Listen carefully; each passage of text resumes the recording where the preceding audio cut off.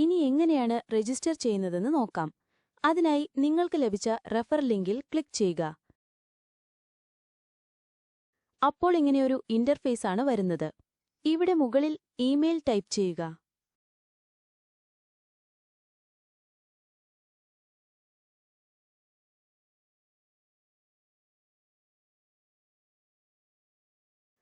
ഇവിടെ നിങ്ങളുടെ password type ചെയ്യുക.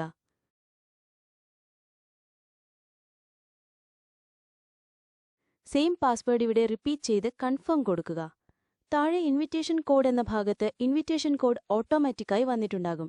വന്നിട്ടില്ലെങ്കിൽ നിങ്ങൾക്ക് ലിങ്ക് അയച്ചു തന്നയാളോട് ചോദിച്ച് നിർബന്ധമായും ഇൻവിറ്റേഷൻ കോഡ് അടിക്കണം. എന്നാൽ മാത്രമേ രജിസ്ട്രേഷൻ സക്സസ് ആവുകയുള്ളൂ. ശേഷം ഐ ഹാവ് റീഡിംഗ് എഗ്രി എന്ന ബോക്സിൽ ടിക്ക് കൊടുക്കുക. എന്നിട്ട് രജിസ്റ്ററിൽ ക്ലിക്ക് ചെയ്യുക. അപ്പോൾ ഇവിടെ ഒരു പസിൽ ചോദിക്കും, അത് കംപ്ലീറ്റ് ചെയ്യുക.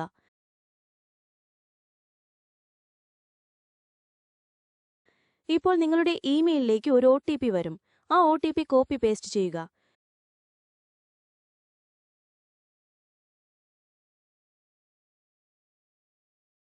യെസ്, ഇപ്പോൾ നിങ്ങളുടെ രജിസ്ട്രേഷൻ സക്സസ് ആയി. ഇത്രയും കാര്യങ്ങൾ മാത്രമാണ് രജിസ്ട്രേഷനുമായി ബന്ധപ്പെട്ട് ചെയ്യാനുള്ളത്.